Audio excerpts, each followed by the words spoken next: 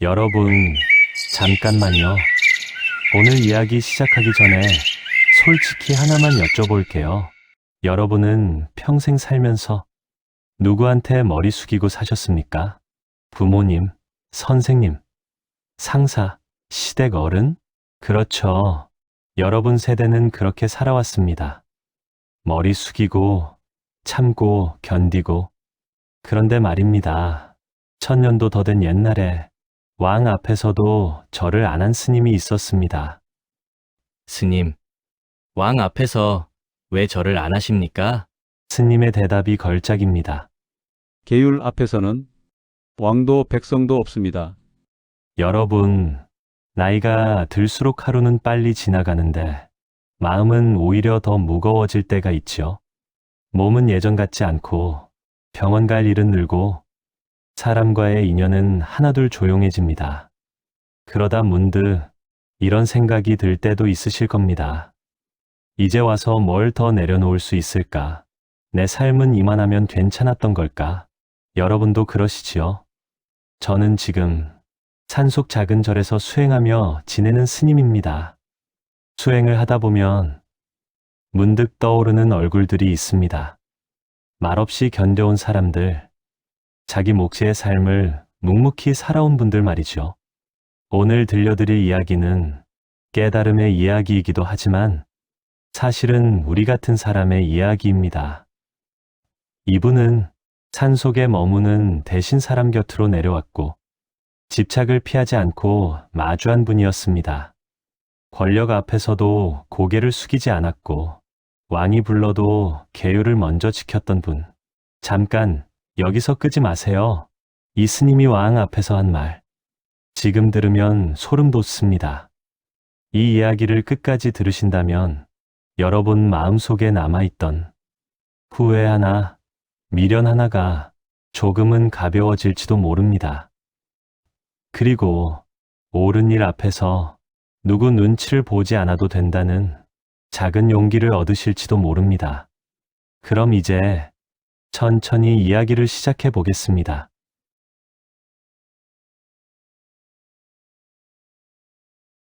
여러분, 오늘 이야기는 1000년도 더 된 옛날 신라 땅에서 시작됩니다. 하지만 그 이야기가 오늘날 우리와 무관하지 않다는 것을 천천히 느끼시게 될 겁니다. 사람이 산다는 것은 늘 무언가를 선택하는 일입니다. 편한 길을 갈 것인가, 옳은 길을 갈 것인가, 사람들이 바라는 대로 살 것인가, 내 마음이 바라는 대로 살 것인가, 그 선택 앞에서 우리는 매번 흔들립니다. 오늘 이야기할 분도 그런 선택 앞에 섰던 사람입니다. 진골 귀족의 아들로 태어나 아무것도 부족할 것 없는 삶을 살 수 있었지만 그는 다른 길을 택했습니다. 당나라로 건너가 불법을 배우고 계율을 익히고 돌아와서는 왕 앞에서도 고개 숙이지 않았던 분. 그 이름은 자장율사. 여러분께 오늘 그 이야기를 천천히 풀어보려 합니다. 자장율사는 신라 진골 귀족 김무림의 아들로 태어났습니다. 진골이라는 것은 당시 신라에서 가장 높은 신분이었습니다. 왕족에 가까운 집안이었지요. 어린 시절 자장은 총명했습니다. 글을 읽고 무예를 익히고 사람들은 그가 장차 나라의 기둥이 될 것이라 기대했습니다. 하지만 자장의 마음은 다른 곳을 향하고 있었습니다. 그는 어릴 때부터 사람의 마음이 왜 괴로운지, 왜 욕심은 끝이 없는지 그런 것들을 자주 생각했습니다. 부귀영화가 있어도 사람들은 불안했고 권력을 쥐어도 마음은 편치 않았습니다. 자장은 그것을 보며 이렇게 생각했습니다. 세상이 주는 것으로는 마음이 채워지지 않는구나. 여기서부터 진짜 시작입니다. 5분만 더 집중해 주세요. 자장이 20살이 되던 해, 왕이 그를 궁으로 불렀습니다. 그대는 나라의 꼭 필요한 사람이다. 벼슬을 받아 나라를 도와주게. 여러분 생각해 보세요. 요즘으로 치면 대통령이 장관 해라 이러는 건데요. 누가 마다합니까? 그런데 자장은 조용히 관을 내려놓고 말합니다. 한 사람의 마음을 바로 세우는 것이 1000명을 다스리는 것보다 먼저입니다. 그는 권력의 문이 아니라 산길을 선택했습니다. 여러분도 그러시지요? 이제는 내려놓고 싶은데 그 자리가 없으면 내가 사라질까봐 마음이 놓이지 않는 날들.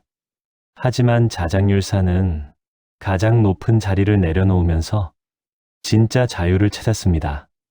그는 20살이 되던 해 집을 떠나 출가를 결심합니다. 부모는 반대했습니다. 내가 왜 그런 길을 가려 하느냐? 이 집안의 대를 이어야 할 사람이 어찌 중이 되려 하느냐? 하지만 자장은 조용히 말했습니다. 제가 가야 할 길은 이 길이 아닌 것 같습니다. 그렇게 그는 산으로 들어갔습니다. 처음에는 작은 남자에 머물며 경전을 읽고 명상을 하고 스스로를 돌아보는 시간을 가졌습니다. 하지만 그는 곧 깨달았습니다. 나 혼자 깨달음을 얻는 것만으로는 부족하다. 사람들이 올바르게 살 수 있는 법을 배워야 한다. 그때 그가 주목한 것이 바로 계율이었습니다. 계율이란 부처님께서 정하신 수행자가 지켜야 할 규칙입니다. 하지만 그것은 단순한 규칙이 아니었습니다. 계율은 사람이 사람답게 살기 위한 최소한의 약속이었습니다. 당시 신라에는 불교가 이미 전해져 있었지만 계율에 대한 이해는 깊지 않았습니다. 절은 많았지만 제대로 계율을 아는 스님은 드물었고 왕과 귀족들은 불교를 그저 나라를 지키는 도구로만 여겼습니다. 자장은 생각했습니다. 진짜 불법을 배우려면 당나라로 가야 한다. 그리하여 그는 먼 길을 떠납니다. 당나라, 그곳은 당시 세계에서 가장 큰 나라였고 불교가 가장 융성한 곳이었습니다. 자장은 바다를 건너고 산을 넘어 마침내 당나라 땅에 도착합니다. 당나라에 도착한 자장은 오대산으로 향했습니다. 오대산은 문수보살이 계신다는 진성한 산이었습니다. 그곳에서 자장은 밤낮으로 수행에 정진했습니다. 그는 율장을 깊이 공부했습니다. 율장이란 부처님께서 제자들에게 가르치신 계율을 모아놓은 경전입니다. 그 안에는 어떻게 살아야 하는지, 무엇을 하지 말아야 하는지, 왜 그것이 중요한지가 자세히 적혀 있었습니다. 잠깐 이 이야기 놓치면 안 됩니다. 오늘의 핵심입니다. 자장이 오대산에서 수행하던 어느 날, 그는 이런 장면을 보았습니다. 마을 어귀 큰 바위 하나가 길 한가운데 있었습니다. 그 바위 때문에 사람들은 돌아서 다녀야 했고 술에도 제대로 지나갈 수 없었습니다. 어느 날 한 사람이 말했습니다. 이 바위를 치워야 한다. 그러자 마을 사람들이 말했습니다. 그 바위는 너무 크다. 우리 힘으로는 옮길 수 없다. 하지만 그 사람은 매일 아침 일찍 일어나 바위 옆에 가서 조금씩 흙을 파기 시작했습니다. 사람들은 비웃었습니다. 저 사람은 미쳤구나. 저렇게 해서 언제 바위를 옮기겠는가? 하지만 그 사람은 멈추지 않았습니다. 매일 조금씩 바위 밑에 흙을 파냈습니다. 그렇게 1년이 지났습니다. 어느 날 바위가 스르르 옆으로 기울었습니다. 그리고 마침내 길 밖으로 굴러떨어졌습니다. 마을 사람들은 그제야 깨달았습니다. 저 사람은 바위를 옮긴 것이 아니라 바위를 무너뜨린 것이구나. 여러분, 이 이야기가 자장율사와 무슨 관계가 있을까요? 자장율사가 한 일도 그와 같습니다. 그는 당장 신라를 바꾸려 하지 않았습니다. 다만 매일 조금씩 사람들에게 계율을 가르쳤습니다. 거짓말을 하지 마십시오. 남을 해치지 마십시오. 탐욕을 조심하십시오. 그런 작은 가르침들이 쌓이고 쌓여서 결국 신라 사회 전체가 바뀌었습니다. 여러분의 삶도 그렇지 않습니까? 큰 변화는 하루아침에 오지 않습니다. 다만 매일 조금씩 옳은 일을 하다 보면 어느 순간 삶이 달라져 있습니다. 그것이 자장율사가 보여준 삶의 지혜였습니다. 자장은 그것을 이해하기 시작했습니다. 계율은 마음을 자유롭게 하는 길이었습니다. 그것을 지키면 마음이 편안해지고 사람과의 관계가 맑아지고 스스로를 존중할 수 있게 됩니다. 당나라 오대산에서 자장은 몇 년을 수행했습니다. 그러던 어느 날 꿈을 꾸었습니다. 문수보살이 나타나 이렇게 말했습니다. 그대는 이제 돌아가야 한다. 그대가 배운 것을 그대 나라 사람들에게 전하라. 자장은 꿈에서 깨어 한동안 가만히 앉아 있었습니다. 나는 이곳에 머물고 싶다. 여기서 계속 수행하고 싶다. 하지만 그는 곧 깨달았습니다. 내가 배운 것은 나만을 위한 것이 아니다. 그렇게 자장은 신라로 돌아올 결심을 합니다. 그리고 떠나기 전 그는 당나라 황제를 만났습니다. 당태종이었습니다. 태종은 자장의 수행과 학문을 듣고 크게 감탄하며 말했습니다. 그대는 훌륭한 수행자이다. 그대가 신라로 돌아가면 그 나라에 큰 빛이 될 것이다. 그리고 태종은 자장에게 선물을 주었습니다. 부처님의 진신사리, 그리고 가사 한 벌이었습니다. 진신사리란 부처님의 몸에서 나온 신성한 유고를 뜻합니다. 자장은 그것을 받으며 깊이 절했습니다. 이것은 제 것이 아닙니다. 신라 땅에 전할 부처님의 뜻입니다. 그렇게 자장은 신라로 돌아왔습니다. 자, 여기가 하이라이트입니다. 절대 놓치지 마세요. 소름 돋는 장면 나옵니다. 자장이 신라로 돌아왔을 때 그는 이미 유명한 사람이 되어 있었습니다. 당나라에서 불법을 배우고 황제에게까지 인정받은 스님이 돌아왔다. 소문은 빠르게 퍼졌고 선덕여 왕은 그를 궁으로 불렀습니다. 선덕여 왕은 신라 최초의 여왕이었습니다. 그녀는 불교를 깊이 신봉했고 나라를 안정시키기 위해 불법의 힘을 빌리고자 했습니다. 여왕은 자장을 보자 이렇게 말했습니다.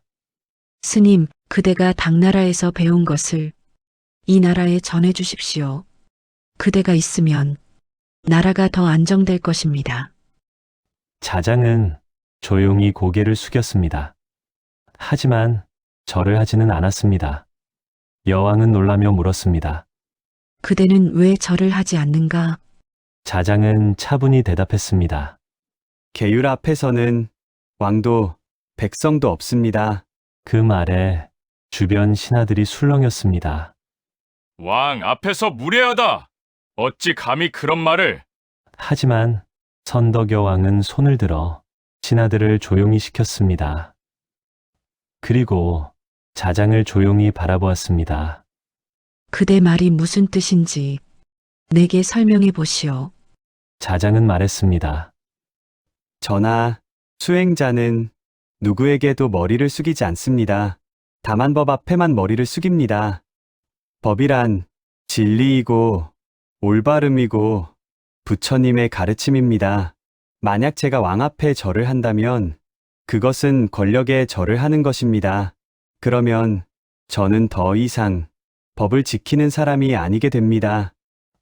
여왕은 한동안 말이 없었습니다. 그리고 천천히 고개를 끄덕였습니다. 그대 말이 옳소. 법이 왕보다 위에 있어야 나라가 바로 설 것이오. 그 순간 신라의 역사가 바뀌었습니다. 왕이 스님 앞에서 법의 존엄을 인정한 것입니다. 그 후로 신라에서는 불법이 국법처럼 존중받게 되었고, 자장은 나라의 계율을 세우는 큰 스승이 되었습니다. 자장은 신라 땅 곳곳을 다니며 절을 세우고 계율을 가르쳤습니다. 그중 가장 유명한 곳이 통도사입니다. 통도사는 경상남도 양산에 있는 절입니다. 지금도 많은 사람들이 찾는 곳이지요. 여러분 중에도 통도사에 다녀오신 분이 계실 겁니다. 잠깐만요. 이거 진짜 중요한 얘기예요. 딴 데 가지 마세요. 자장은 통도사에 부처님의 진신사리를 모셨습니다. 당나라 황제에게 받은 그 사리를 말이죠. 사람들이 말했습니다. 이제 신라에도 부처님의 힘이 머무르겠구나. 젊은 승려 제자가 스승 자장율사에게 질문했습니다. 사리가 정말 부처님의 것입니까? 그러자 자장율사는 이렇게 말합니다. 사리는 상자에 담았지만 부처님은 마음에 모셔야 한다. 여러분, 이게 무슨 뜻인지 아시겠어요? 사리 기적이 아닙니다. 사리 마음을 바로 세우는 상징입니다. 그래서 자장은 사리를 보관하는 절을 세우는 데서 멈추지 않고 사람들의 삶을 바로 세우는 계율을 전했습니다. 건강, 돈, 자식이 우리를 지켜줄 것 같았지만 결국 마지막까지 남는 건 내 마음 하나였던 날들. 여러분도 그러시지요? 자장은 통도사를 계단으로 삼았습니다. 계단이란 수행자가 계율을 받는 곳입니다. 스님이 되기 위해서는 반드시 계단에서 정식으로 계를 받아야 합니다. 그 의식을 수계라고 합니다. 통도사는 그렇게 신라 불교의 중심이 되었습니다. 자장은 그곳에서 수많은 제자들에게 계율을 가르쳤습니다. 계율은 너를 묶는 것이 아니다. 너를 자유롭게 하는 것이다. 계율을 지키면 마음이 흔들리지 않는다. 그것이 진짜 자유다. 그의 가르침은 단순했지만 깊었습니다. 사람들은 그의 말을 듣고 마음이 편안해졌습니다. 통도사 법당에는 부처님 상이 없습니다. 왜냐하면 진신사리가 있기 때문입니다. 사리 그 자체가 부처님이시기 때문에 따로 불상을 모실 필요가 없다는 뜻이지요. 여러분, 이 이야기를 들으시면서 이런 생각이 드실 수도 있습니다. 사리가 정말 부처님의 몸에서 나온 것일까? 그런 것이 정말 중요한가?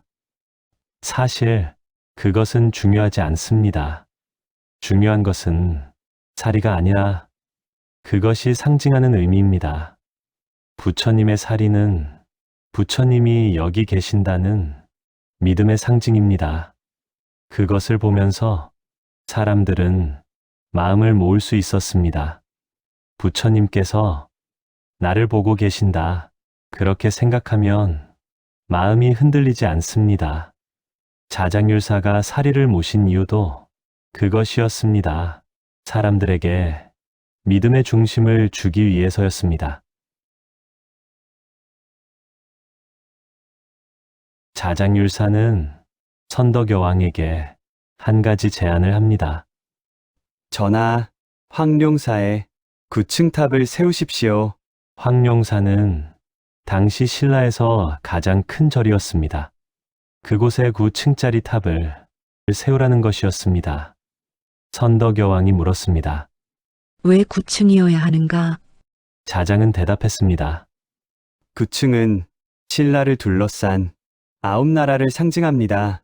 그 탑을 세우면 신라가 평안할 것이고 주변 나라들도 신라를 함부로 하지 못할 것입니다.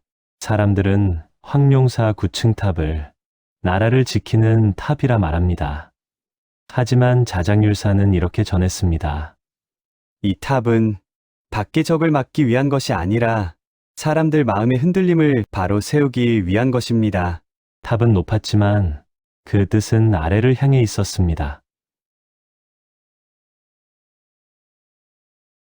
세상이 흔들릴수록 마음에 기둥 하나 세워야 할 나이, 여러분도 그러시지요? 여왕은 그 말을 믿고 탑을 세우기로 했습니다. 하지만 9층 탑을 세우는 것은 쉬운 일이 아니었습니다. 당시 신라에는 그런 높은 탑을 지을 기술이 없었습니다. 자장은 백제의 명장 아비지를 불렀습니다. 아비지는 백제 최고의 목수였습니다. 그는 신라로 와서 긴 세월 동안 탑을 지었습니다. 탑이 완성되었을 때 사람들은 그 높이에 놀랐습니다. 하늘을 향해 쭉 뻗은 탑은 마치 신라의 의지를 보여주는 것 같았습니다. 자장은 그 탑 앞에서 조용히 기도했습니다. 이 탑이 신라 백성들의 마음을 하늘로 이어주기를 바랍니다. 안타깝게도 황룡사 9층 탑은 몽골 침입 때 불타 사라졌습니다. 지금은 그 자리에 탑의 터만 남아 있습니다. 하지만 그 탑이 상징했던 것은 사라지지 않았습니다. 그것은 사람의 마음이 하늘에 닿을 수 있다는 희망이었습니다. 자장률사는 통도사를 세운 후 강원도 오대산으로 갔습니다. 오대산은 신라에서도 신성한 산으로 여겨졌습니다. 그곳에는 문수보살이 계신다고 사람들은 믿었습니다. 자장은 그곳에 작은 암자를 짓고 수행에 정진했습니다. 그리고 제자들을 가르쳤습니다. 어느 날 한 제자가 물었습니다. 큰 스님, 길을 잃지 않으려면 무엇을 가장 먼저 봐야 합니까? 자장률사는 산을 가리키며 말합니다. 길을 찾지 말고 발밑을 보아라. 그는 먼 미래보다 지금의 한 걸음을 더 중요하게 여겼습니다. 노년의 불안, 앞으로 어떻게 되지? 자장률사의 가르침, 오늘 한 걸음이면 충분하다. 그대들이여, 남은 인생을 다 보려 하지 말고 오늘 하루만 고요히 보십시오. 하지만 사람들은 자기 마음을 보지 못하니 산을 보며 마음을 모으는 것이다. 산이 신성한 것이 아니라 산을 보며 마음을 모으는 것이 신성한 것이다.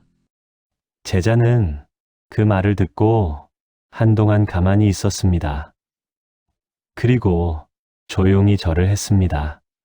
오대산에는 지금도 월정사와 상원사라는 유명한 절이 있습니다. 여러분 중에도 그곳에 다녀오신 분이 계실 겁니다. 오대산에 가면 마음이 고요해집니다. 산바람이 불고 나무가 흔들리고 그 사이로 햇빛이 비칩니다. 그 풍경을 보고 있으면 아, 이것이 평화구나 하는 생각이 듭니다. 자장률사도 그 풍경을 보며 같은 생각을 했을 겁니다. 여러분, 잠시 경전 이야기를 해보겠습니다. 법구경이라는 경전이 있습니다. 그 안에 이런 구절이 있습니다. 마음은 들뜨기 쉽고 가벼우며 어디든 날아가려 한다. 그 마음을 잘 지키는 것이 진정한 행복이다. 이 말이 무슨 뜻일까요? 우리 마음은 가만히 있지 못합니다. 아침에 일어나면 오늘은 뭘 해야 하나 생각하고 밥을 먹으면서도 저 사람은 왜 저럴까 생각하고 잠들기 전에는 내가 오늘 한 말이 잘못된 건 아닐까 후회합니다. 마음은 쉬지 않고 어디론가 날아갑니다. 과거로 가서 후회하고 미래로 가서 걱정합니다. 그러다 보면 지금 이 순간을 놓치게 됩니다. 자장율사는 그것을 알았습니다. 그래서 그는 제자들에게 이렇게 가르쳤습니다. 마음을 지금 이 자리에 두어라. 과거도 미래도 아닌 바로 지금 이 순간에 숨을 쉴 때는 숨 쉬는 것만 생각하라. 밥을 먹을 때는 밥 먹는 것만 생각하라. 그것이 마음을 지키는 법이다. 여러분, 지금 이 순간 잠시 멈춰 보십시오. 지금 여러분은 숨을 쉬고 계십니다. 그 숨을 한번 느껴보십시오. 들이쉬고 내쉬고 그것만으로도 마음이 조금 가라앉는 것을 느끼실 겁니다.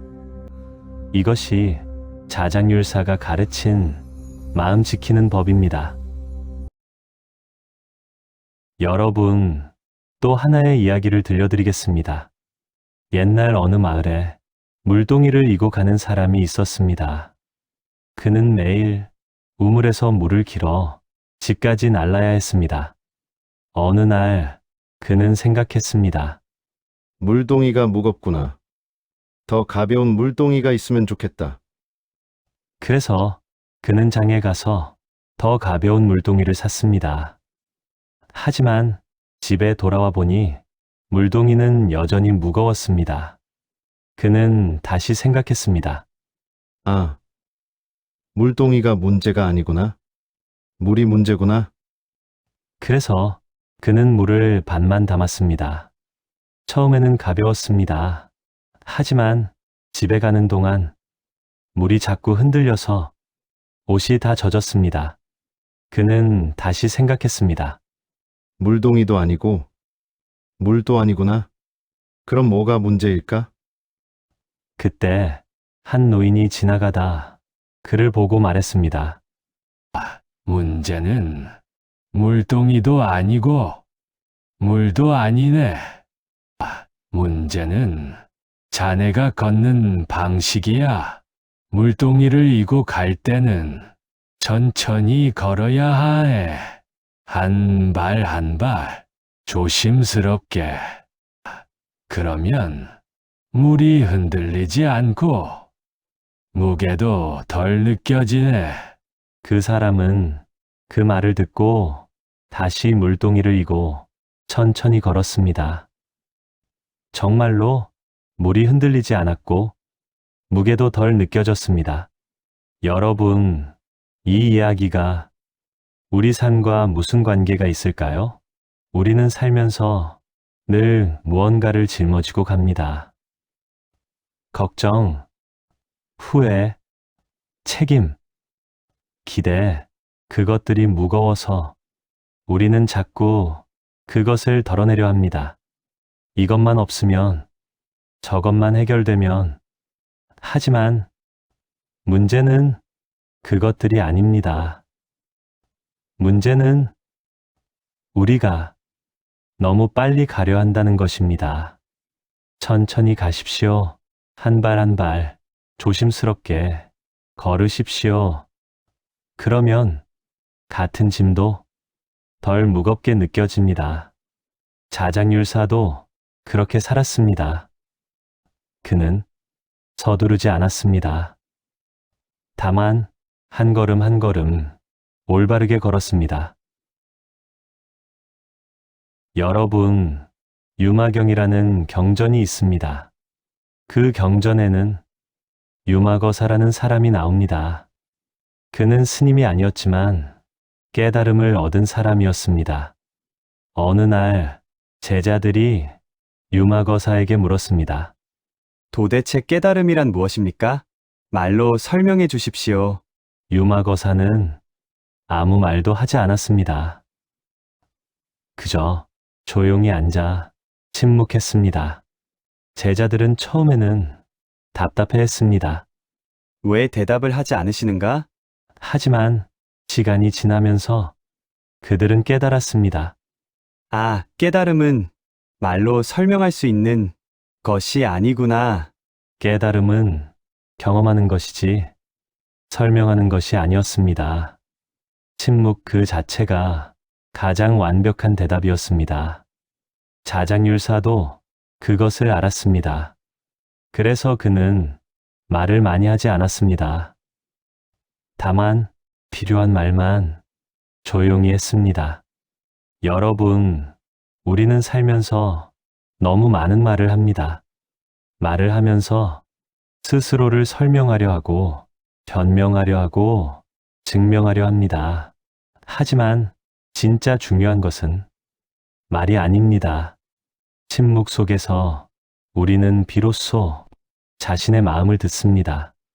오늘 하루 조용히 앉아 아무 말도 하지 않는 시간을 가져보십시오.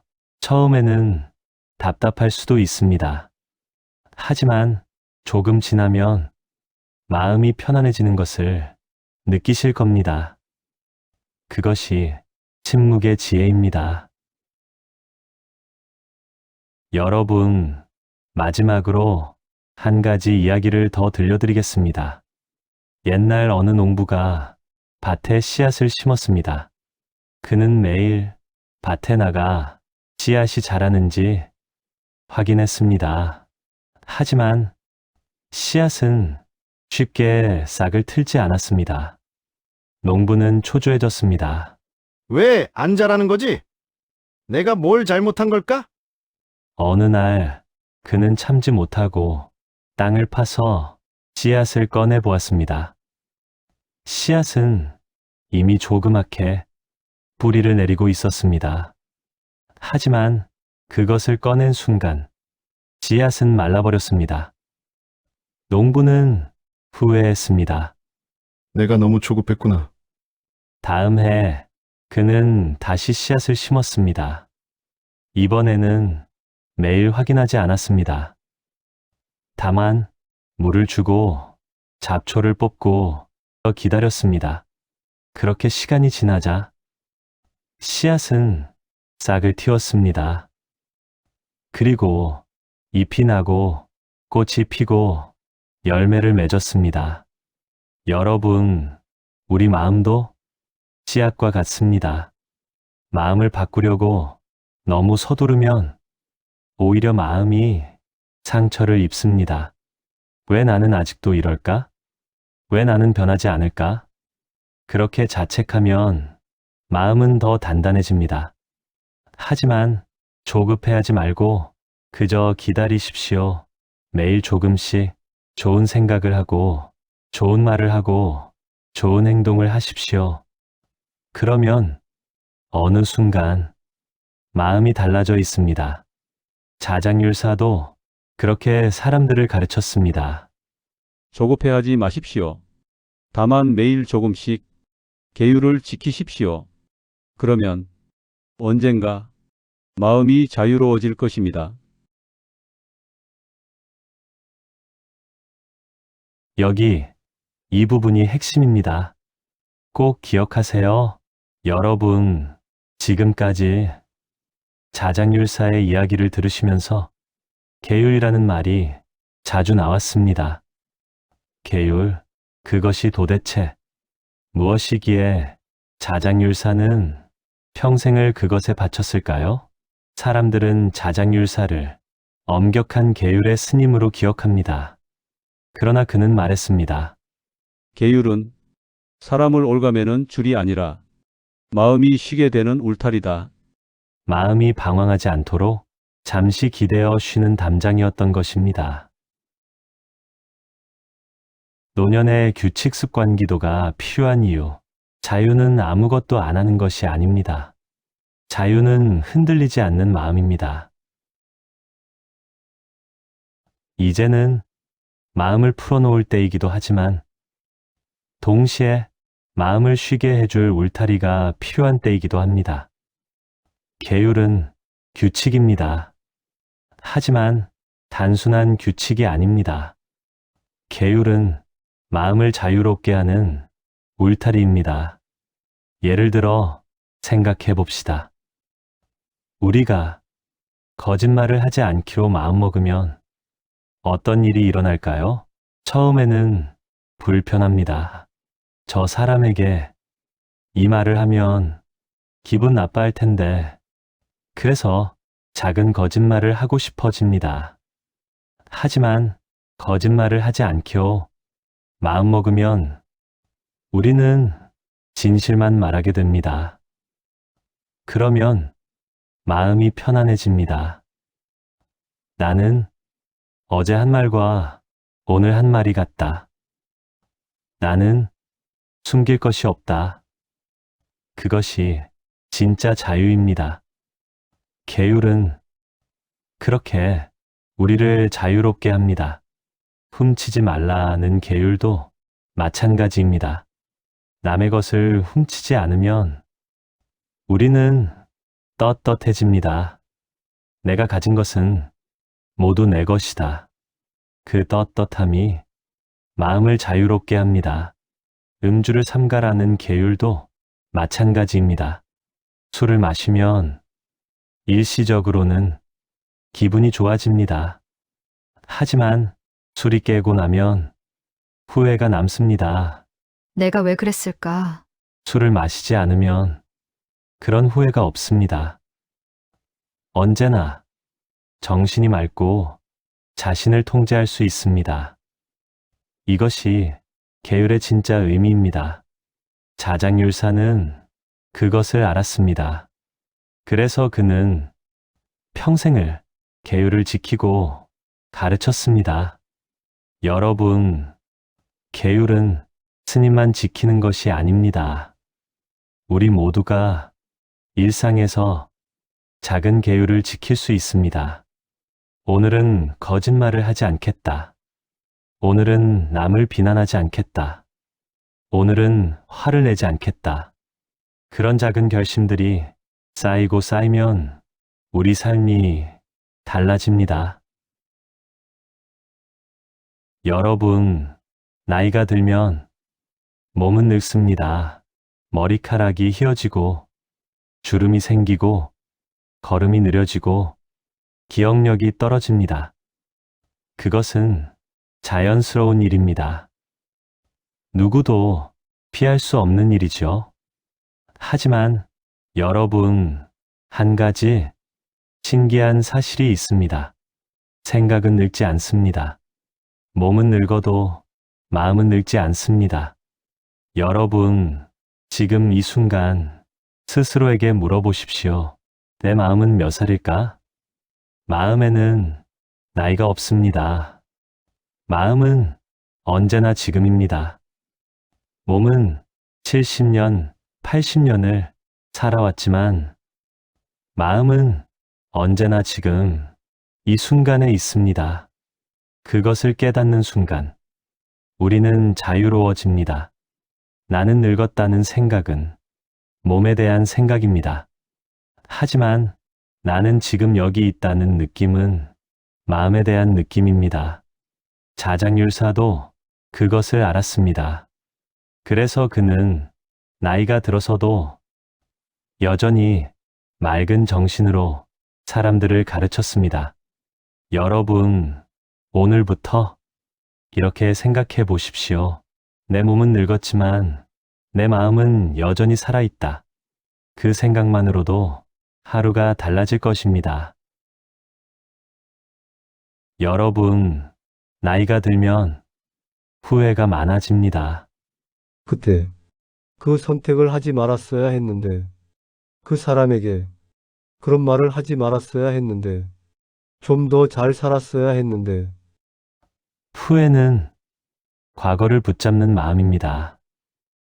그리고 미련은 놓지 못하는 마음입니다. 여러분도 그런 마음 있으시지요? 하지만 여러분, 후회와 미련을 억지로 밀어내려 하지 마십시오. 생각하지 말자. 잊어버리자. 그렇게 억지로 밀어내면 오히려 더 강하게 돌아옵니다.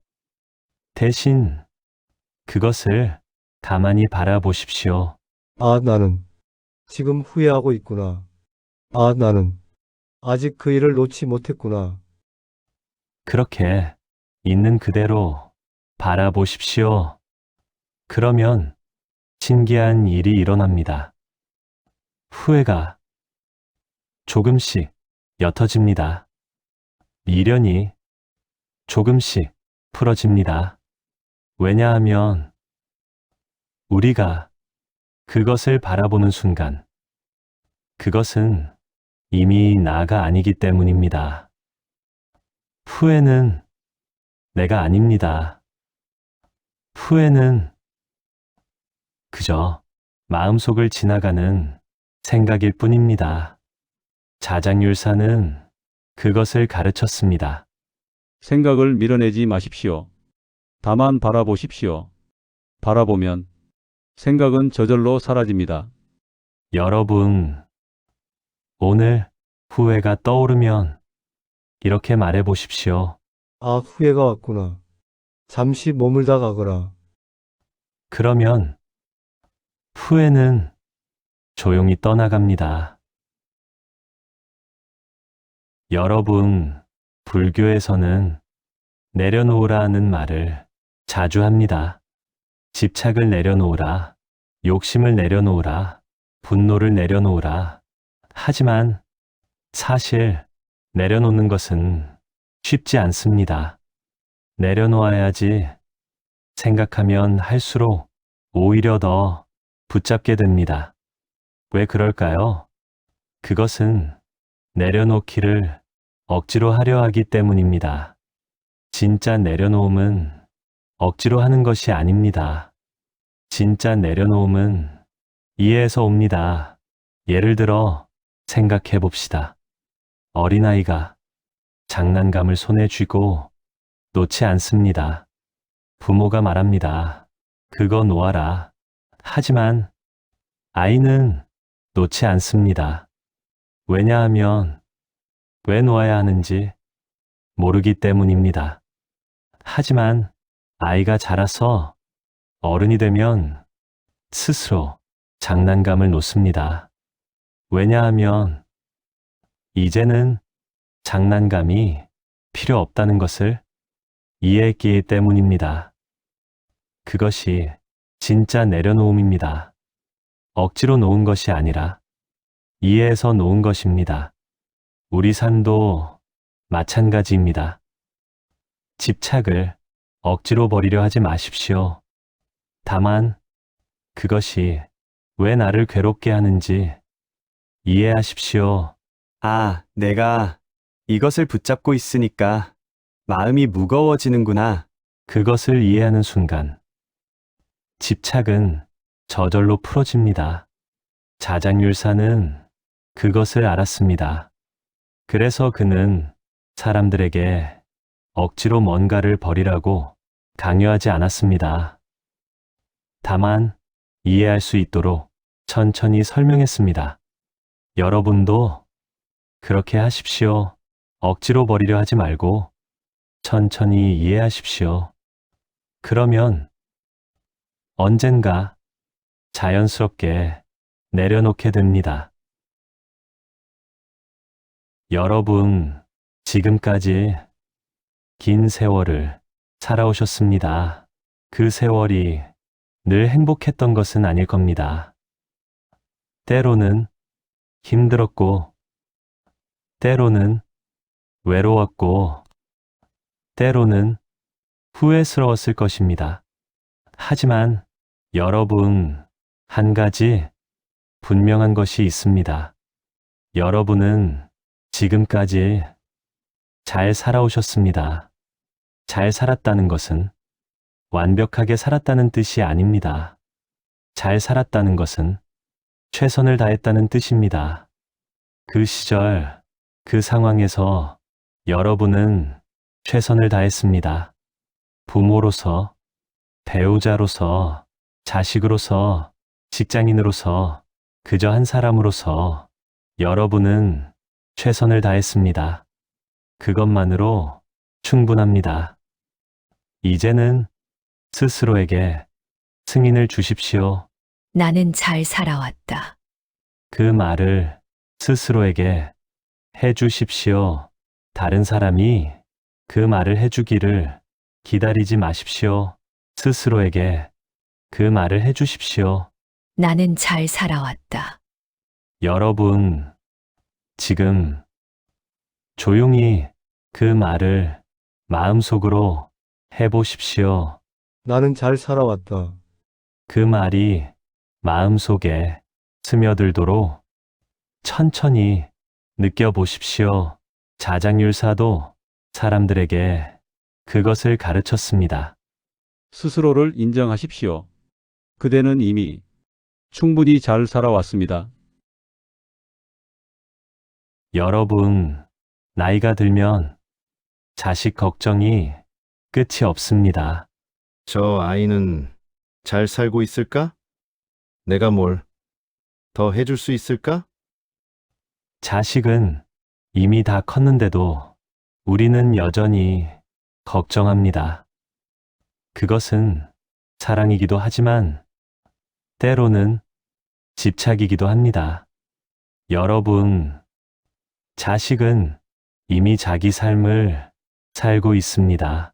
그들에게는 그들의 길이 있고 그들의 선택이 있습니다. 우리가 아무리 걱정해도 그들의 삶을 대신 살아줄 수는 없습니다. 그것을 받아들이십시오. 내 자식이지만 그 아이의 삶은 그 아이의 것이다. 그렇게 생각하면 마음이 조금 가벼워집니다. 자장율사는 말했습니다. 부모의 사랑은 자식을 놓아주는 것이다. 놓아준다는 것은 버린다는 뜻이 아니다. 그저 자식이 스스로 설 수 있도록 믿어주는 것이다. 여러분, 자식을 믿으십시오. 그들은 이미 충분히 잘하고 있습니다. 여러분이 걱정하는 것보다 훨씬 더 잘하고 있습니다.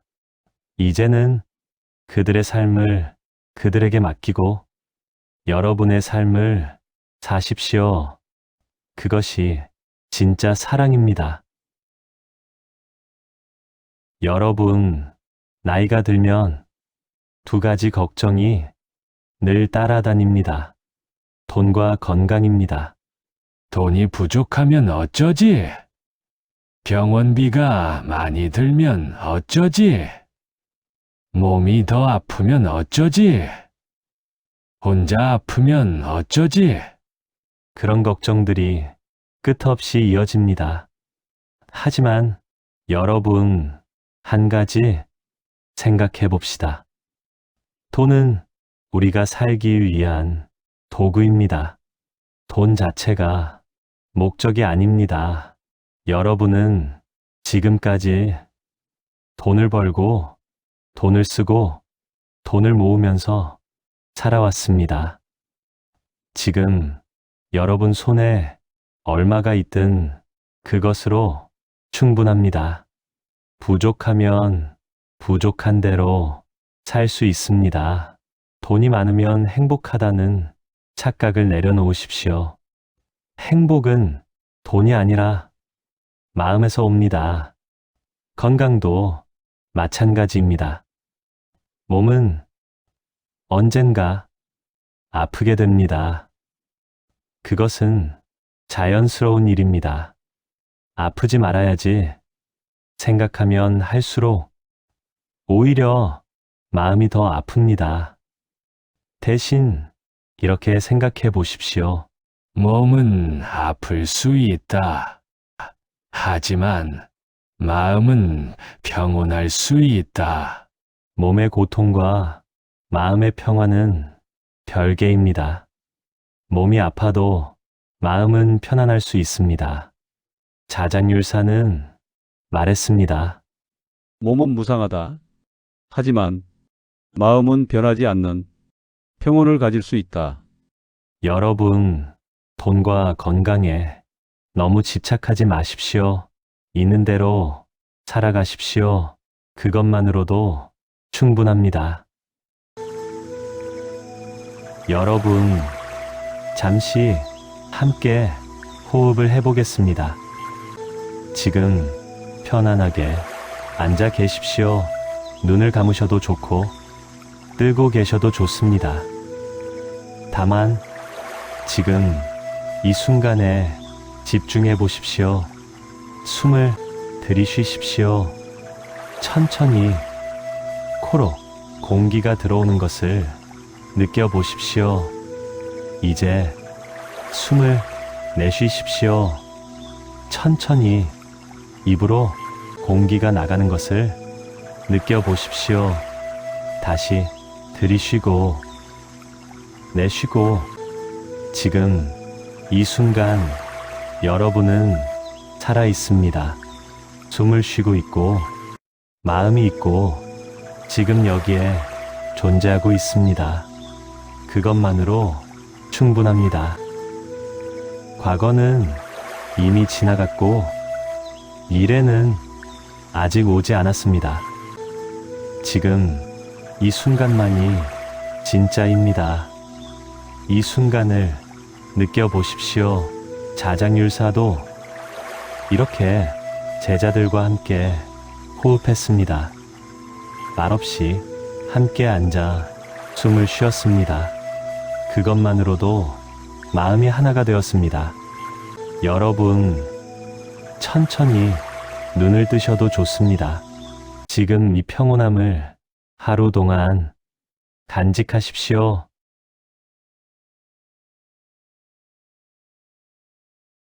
여러분, 자장율사는 오래 살았습니다.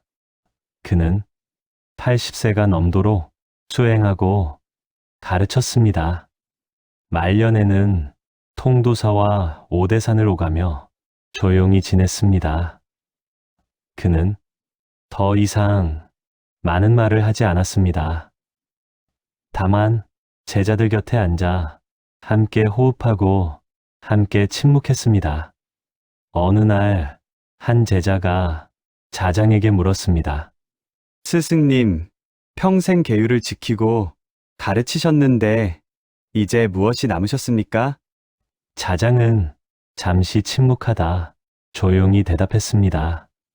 남은 것은 없다. 다만 마음이 편안하다. 제자는 그 말에 깊이 절을 했습니다.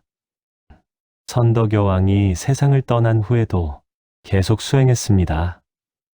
그는 왕이 바뀌어도 시대가 바뀌어도 변함없이 같은 길을 걸었습니다. 그가 세운 통도사는 지금도 많은 사람들이 찾는 신라 삼보사찰 중 하나입니다. 삼보사찰이란 불, 법, 승을 상징하는 세 개의 큰 절을 말합니다. 통도사는 부처님의 사리가 있어 불보사찰이라 불립니다. 해인사는 팔만대장경이 있어 법보사찰이고 송광사는 16명의 국사를 배추하여 승보사찰입니다. 여러분, 만약 기회가 되신다면 통도사에 한번 가보십시오. 그곳에 가면 자장율사가 걸었던 길을 느낄 수 있습니다. 돌계단을 오르고 법당 앞에 서면 1000년 전 자장율사도 이곳에 섰을 것이라는 생각이 듭니다. 그 순간 시간의 경계가 사라집니다. 1000년 전이나 지금이나 사람의 마음은 같습니다. 평온을 찾고 고통에서 벗어나고 진실을 알고 싶어 하는 마음 말입니다.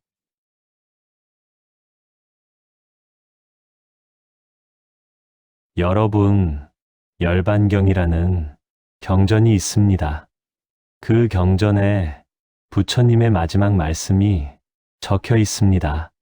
부처님은 열반에 드시기 전 제자들에게 이렇게 말씀하셨습니다. 모든 것은 변한다. 게으르지 말고 정진하라. 이 말씀이 부처님의 마지막 가르침이었습니다. 모든 것은 변한다. 이 말은 무상을 뜻합니다. 세상의 모든 것은 영원하지 않습니다. 젊음도, 건강도, 재산도, 명예도 모두 변합니다. 그것을 받아들이는 것이 지혜입니다. 변한다는 것은 슬픈 일이 아닙니다. 변하기 때문에 새로운 것이 옵니다. 봄이 가면 여름이 오고, 여름이 가면 가을이 옵니다. 그것이 자연의 이치입니다.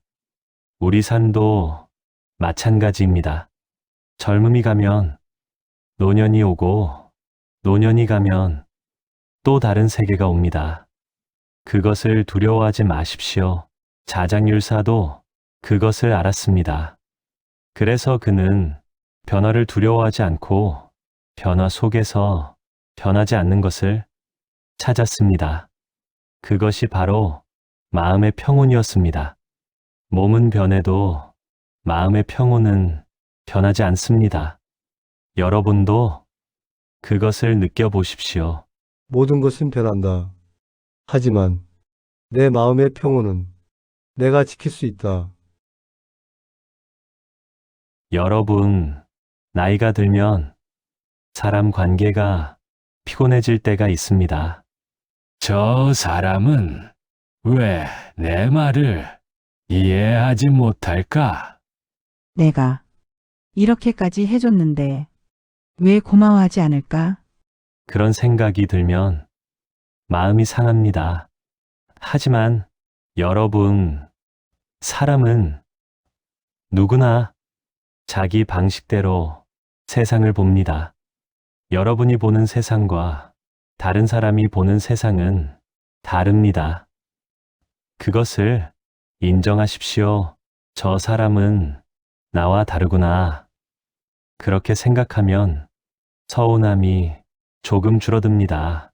자장율사는 말했습니다. 사람마다 깨달음의 속도가 다르다. 누군가는 빨리 깨닫고 누군가는 천천히 깨닫는다. 그것을 재촉할 수 없다. 인간관계도 마찬가지입니다. 누군가를 변화시키려 하지 마십시오. 다만 있는 그대로 받아들이십시오. 저 사람은 저렇게 사는구나. 그렇게 생각하면 관계가 훨씬 편안해집니다. 여러분, 이제는 사람 관계에서 자유로워지십시오. 누구에게 인정받으려 하지 말고 누구를 바꾸려 하지 마십시오. 다만 있는 그대로 살아가십시오. 그것이 진짜 자유입니다. 여러분, 다시 한번 함께 명상을 해보겠습니다. 이번에는 몸의 감각을 느껴보겠습니다. 편안하게 앉으십시오. 지금 여러분의 발이 바닥에 닿아 있습니다. 그 감촉을 느껴보십시오. 발바닥이 바닥을 누르고 있고 바닥이 발바닥을 받쳐주고 있습니다. 이제 손의 감각을 느껴보십시오. 손이 무릎 위에 가만히 놓여 있습니다. 손의 온기를 느껴보십시오. 이제 등의 감각을 느껴보십시오. 의자나 방석이 등을 받쳐주고 있습니다. 그 지지를 느껴보십시오. 여러분, 지금 이 순간 여러분의 몸은 살아 있습니다. 비록 늙었어도, 비록 아파도 여전히 살아서 감각하고 있습니다. 그것에 감사하십시오. 자장율사는 제자들에게 이렇게 가르쳤습니다. 몸을 느끼는 것이 명상의 시작이다. 몸을 느끼면 마음이 고요해진다. 천천히 눈을 뜨셔도 좋습니다. 이 고요함을 하루 동안 간직하십시오. 여러분, 자장율사는 무엇을 남겼을까요? 그는 절을 세웠습니다. 통도사, 황룡사, 오대산의 암자들. 그는 경전을 전했습니다. 율장과 계율의 가르침. 그는 제자를 길렀습니다. 수많은 스님들이 그의 가르침을 이어받았습니다. 하지만 그가 진짜로 남긴 것은 그런 것들이 아닙니다. 그가 남긴 것은 살아가는 방식이었습니다. 권력 앞에서도 고개 숙이지 않는 것, 올바름 앞에서는 누구도 예외가 없다는 것, 계율은 억압이 아니라 자유라는 것, 그리고 무엇보다 사람은 누구나 존엄하다는 것, 그것이 자장율사가 1000년이 지난 지금까지 우리에게 전하는 메시지입니다. 여러분, 우리는 자장율사처럼 큰 절을 세울 수는 없습니다. 우리는 자장율사처럼 왕 앞에 설 일도 없습니다. 하지만 우리는 자장율사처럼 살 수는 있습니다. 작은 일상에서 올바르게 살고, 작은 선택에서 정직하게 행동하고, 작은 관계에서 진실하게 대하는 것, 그것이 자장율사의 삶을 이어가는 것입니다. 여러분, 나이가 들면 나는 이제 아무것도 하지 않는다는 생각이 들 때가 있습니다. 일도 하지 않고 쓸모도 없고 그저 시간만 보내고 허이 있다. 그런 생각이 들면 마음이 무거워집니다. 하지만 여러분, 그것은 잘못된 생각입니다. 아무것도 하지 않는 것도 하나의 가치입니다. 그저 숨 쉬고 앉아있고 하늘을 바라보고 바람을 느끼는 것, 그것만으로도 충분합니다. 자장율사는 말년에 거의 아무것도 하지 않았습니다. 다만 제자들 곁에 앉아 함께 호흡하고 함께 침묵했습니다. 그것만으로도 제자들은 큰 가르침을 받았습니다. 아무것도 하지 않아도 존재 자체로 의미가 있구나. 여러분도 그렇습니다. 여러분이 아무것도 하지 않아도 여러분의 존재 자체가 의미가 있습니다. 그저 살아있다는 것, 숨 쉬고 있다는 것, 그것만으로 충분합니다. 이제는 쉬셔도 좋습니다. 더 이상 무언가를 증명하지 않아도 됩니다. 여러분은 이미 충분히 증명했습니다. 이제는 그저 평온하게 하루하루를 살아가십시오.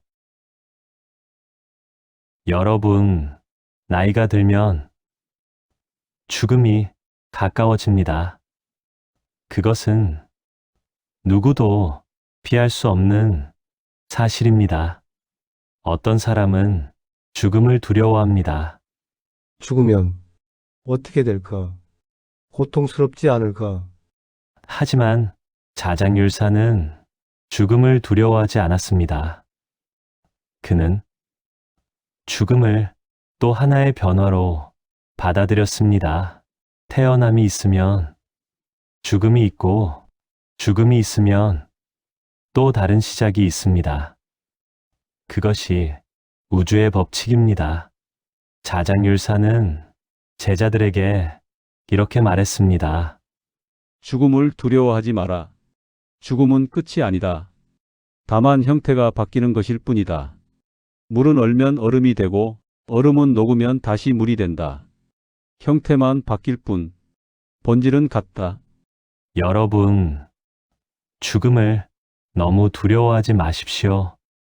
죽음은 자연스러운 것입니다.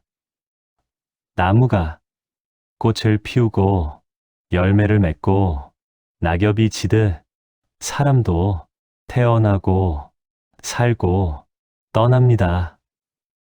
그것은 슬픈 일이 아니라 자연스러운 일입니다. 다만 떠날 때 마음이 평온하면 그것으로 충분합니다. 자장율사는 조용히 떠났습니다. 제자들이 그의 곁에 모여 있었고 그는 마지막 숨을 내쉬며 미소 지었다고 합니다. 그 미소가 무엇을 의미했을까요? 나는 잘 살았다. 후회가 없다. 이제 편히 쉬겠다. 그런 의미였을 것입니다. 여러분, 마지막으로 함께 깊은 명상을 해보겠습니다. 편안하게 앉으십시오. 눈을 감으십시오. 지금 여러분 주변의 모든 소리를 들어보십시오.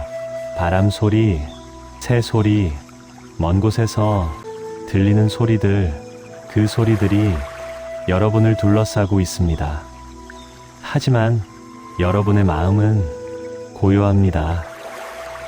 이제 그 고요 속으로 들어가 보십시오.